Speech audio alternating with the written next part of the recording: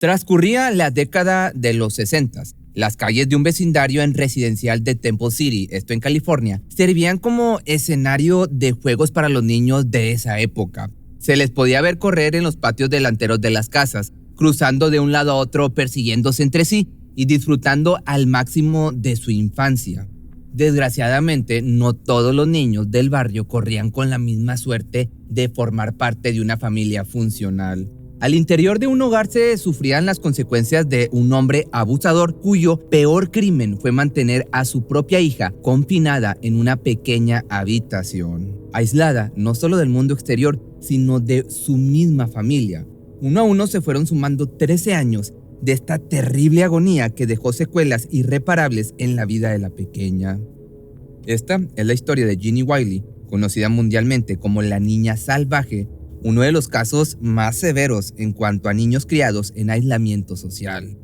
Clark Wiley era hombre que iba por el mundo arrastrando la pesadez de una vida difícil. Había tenido la desdicha de caer en casas de adopción desde muy pequeño. Creció en este tipo de hogares en el noroeste del Pacífico hasta que finalmente alguien se hizo cargo de él. Sin embargo, la ausencia del cariño de mamá y papá ya habían causado estragos en su conducta. Clark no conocía otro comportamiento que el agresivo. Regularmente perdía el control y terminaba inmerso en situaciones donde ejercía la violencia. En cuanto a su vida laboral, se sabe que operó como maquinista de aviones en Los Ángeles después de la Segunda Guerra Mundial, mientras que en el ámbito amoroso se le conoció solo a una mujer, Irene Oglesby, una migrante 20 años menor que él y con una enfermedad de ceguera progresiva debido a cataratas. Contrajeron matrimonio en los años 50 y se adentraron en una relación poco saludable. Quizá buscaban cosas distintas, puesto que el hombre pasaba la vida diciendo que no deseaba tener hijos, mas la vida les jugó de forma inesperada e Irene quedó embarazada muy pronto, pero se dice que ese bebé, tanto como el segundo que concibieron, tuvo un desenlace muy trágico,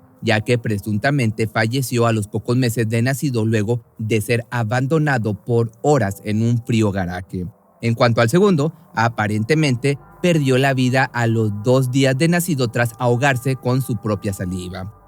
Parecía que este matrimonio no valoraba la vida humana y conociendo la suerte de los otros 2 hijos que finalmente se lograron, fue mucho menos doloroso no vivir a merced de las garras de un hombre agresivo y una familia tan disfuncional como la era los Wiley. Del tercer embarazo nació al que llamaron John, quien 5 años más tarde se convertiría en hermano mayor de la pequeña Ginny, cuyo nombre verdadero jamás fue revelado para proteger su privacidad. Llegó al mundo un 8 de abril del año del 57, a vivir en un ambiente donde imperaban los maltratos. La casa se regía por ley del hombre de la familia y nadie tenía el derecho de contradecir sus alegatos.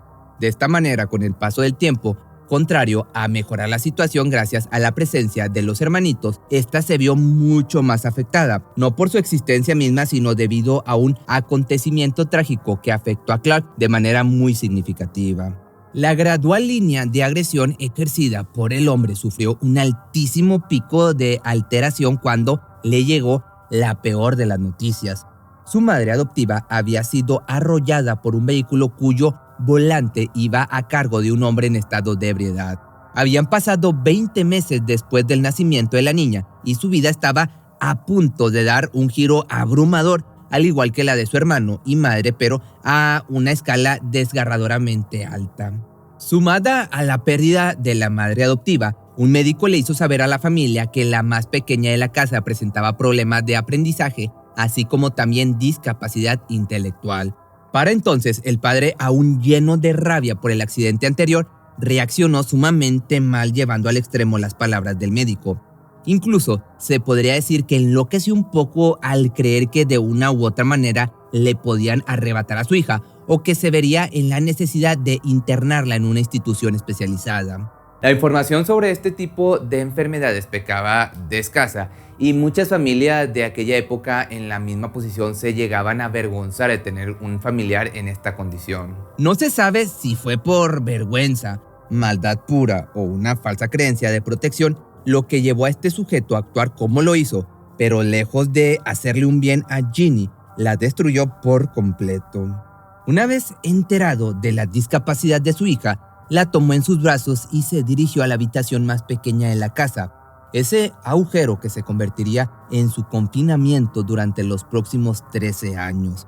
Completamente aislada del mundo exterior, solo podía mirar un pedacito de cielo y parte de la casa de sus vecinos mediante un hueco que se hacía en su ventana casi convertida en muro. Le rodeaban paredes sin colores vivos dignos de la habitación de un bebé.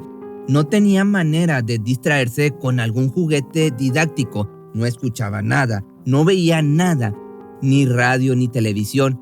Esos fueron los primeros tintes de soledad aparecidos para perdurar hasta la preadolescencia. Como si fuera poco, la sensación de desesperanza no era lo peor. Esta agonía se veía superada por el dolor físico que le causaba permanecer atada de pies y manos a una silla con una cubeta para hacer sus necesidades. Al caer la noche, le esperaba su tan desolada bolsa para dormir, cuya frialdad le daba las más tenebrosas de las noches que además pasaba en una especie de cuna hecha de madera y alambres. Cuando la vida le sonreía un poquito, quedaba desatada por escasos minutos. Tenía a su alcance algunos envases de queso cottage con los que podía entretenerse, algunos estambres y revistas viejas las cuales jamás aprendería a leer. Al estar aislada del mundo, no convivía ni con su propio hermano, no escuchaba palabras ni oraciones que pudiera darle alguna noción sobre el lenguaje, de modo que los sonidos emitidos de vez en cuando por ella eran meramente balbuceos y cosas sin sentido. Sin embargo, a su padre le molestaba escucharla al grado de tomar fuertes represalias si se atrevía a abrir la boca. Emitir algún sonido le costaba maltratos físicos, como te digo, y aparte terror psicológico, ya que algunas veces Clark la amedrentaba imitando los ladridos de un perro feroz, únicamente con el fin de asustarla. Jamás se le enseñó a ir al sanitario, a comer adecuadamente, a pronunciar sus primeras palabras. Ginny estaba sola en el mundo, encerrada en su prisión, ignorando que existía algo llamado amor, empatía, calidez humana. La niña no tenía idea del significado de la felicidad, pues veía completamente normal el maltrato conocido desde sus primeros años de edad. Tampoco sabía la existencia de otras comidas que no fueran papillas para bebé, cereales y huevos cocidos, pues su dieta se basó en estos 3 alimentos a lo largo de los primeros 13 años de su vida. Por otra parte, la calidad de vida para el resto de la familia no se distinguía por su diferencia. Al contrario, John e Irene también sufrían el infierno del cautiverio, salvo en algunas ocasiones especiales que podían salir a respirar aire fresco. Mas la mayoría de los días se pintaban de gris, siendo aterrorizados por las amenazas de Clark. Madre e hijo tenían estrictamente prohibido visitar a la pequeña prisionera. No podían mirarla, dirigirle la palabra o atender sus necesidades básicas. Fueron muchas las tardes de miseria, sumidos en el desespero por estar a merced de quien les había arrebatado su libertad. Demasiadas veces el hombre desde sus aposentos los observaba tomando con su mano una pistola cargada, a modo, digamos, de amenaza ante cualquier movimiento en falso. Como te podrás imaginar, el miedo reinaba en ese hogar desde tiempos inmemorables. La voluntad de Irene se redujo a nada con cada golpiza propinada por su esposo, arrastrando a eso a sus hijos que también sufrían con ella. No se daba cuenta que en su subconsciente iba sumando día a día una migaja de valentía. Quería huir del dolor, tomar a sus hijos y escapar de la miseria. Entonces, de pronto, esa pequeña parte cuya esperanza aún persistía, le dio el empujón que necesitaba para lograrlo. Era 1970, su hija menor ya tenía para ese entonces 13 años sin conocer la vida exterior. Ella seguía padeciendo de cataratas, pero no, eso no la detuvo. Finalmente tomó la decisión de escapar. Huyó a donde su madre, pero la vida no le sería nada fácil. Para hacerse cargo de su familia debió operarse la vista. Sin embargo, su situación económica no marchaba muy bien. Entonces, el 4 de noviembre de 1970, acudió en busca de ayuda a una oficina de beneficencia en Temple City del estado de California. Entró a la oficina con una hija en brazos cuya apariencia captó la atención de los presentes casi de inmediato, especialmente la de la trabajadora social.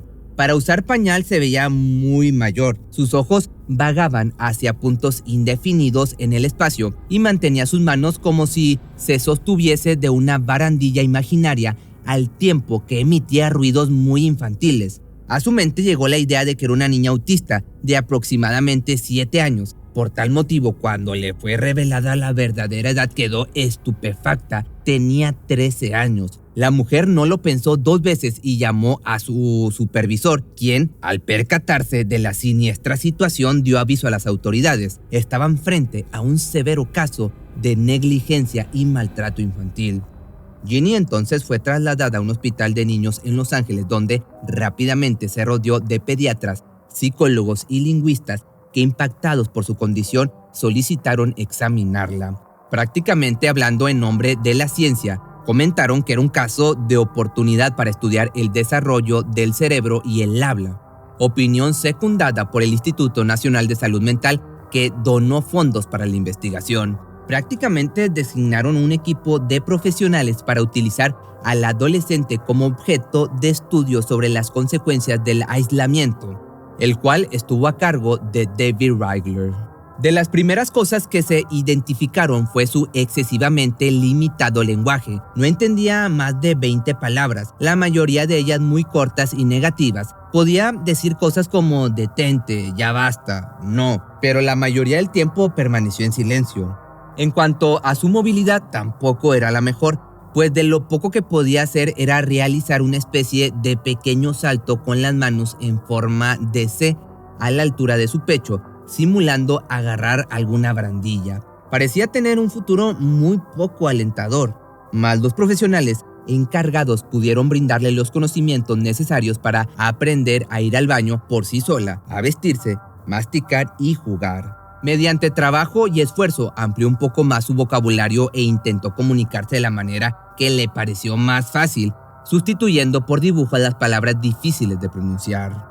No estaba socializada y su comportamiento era desagradable, pero simplemente nos cautivó con su belleza. Fue lo que comentó alguna vez una de sus maestras de lenguaje llamada Susan Curtis. Además de ella, muchas integrantes del equipo se encariñaron con Ginny, en especial Jean Butler, una de sus maestras de guardería, a quien le fue negada su petición para adoptarla. En su lugar fue el director de la investigación, David Rigler, quien se convirtió en su tutor para el año del 71. Este se encargó de enseñarle lenguaje de señas, así como de mejorar su comportamiento. Hubo grandes avances a lo largo de 4 años, hasta que los fondos del Instituto Nacional de Salud Mental fueron revocados y con ellos la obligación del hombre para con la pequeña. Naturalmente, los avances logrados comenzaron a revertirse. Fue de un hogar transitorio a otro, viendo distintas caras cada cierto tiempo, algo que para nada le favorecía. Ya en el año del 77, se supo que durante su estancia en el Hospital de Niños de Los Ángeles, donde fue readmitida por 2 semanas, pudo relatar en lenguaje de señas cómo una de las familias temporales la había castigado por devolver la comida.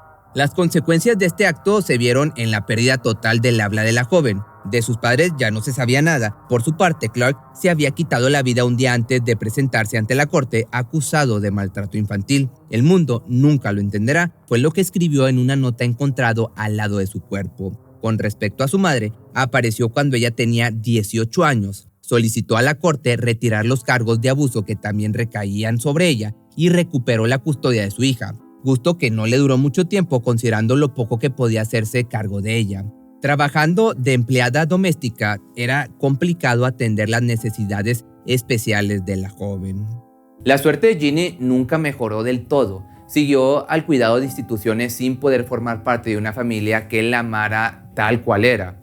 De esta manera los años pasaron y gracias a que su madre solicitó retirar de la vida pública la vida de su hija, ya no se sabe con exactitud qué fue de esta persona. Pero para el año 2000 se corrió el rumor de que vivía en una instalación privada para personas mentalmente subdesarrolladas. Aunado a la labor del periodista llamado Bruce Reimer, que siguió el caso para el New Yorker, el hombre logró fotografiar a la mujer presuntamente en medio del festejo de sus 27 aniversarios. Una mujer grande y torpe con una expresión facial de incomprensión parecida a la de una vaca. Sus ojos se enfocan mal en el pastel.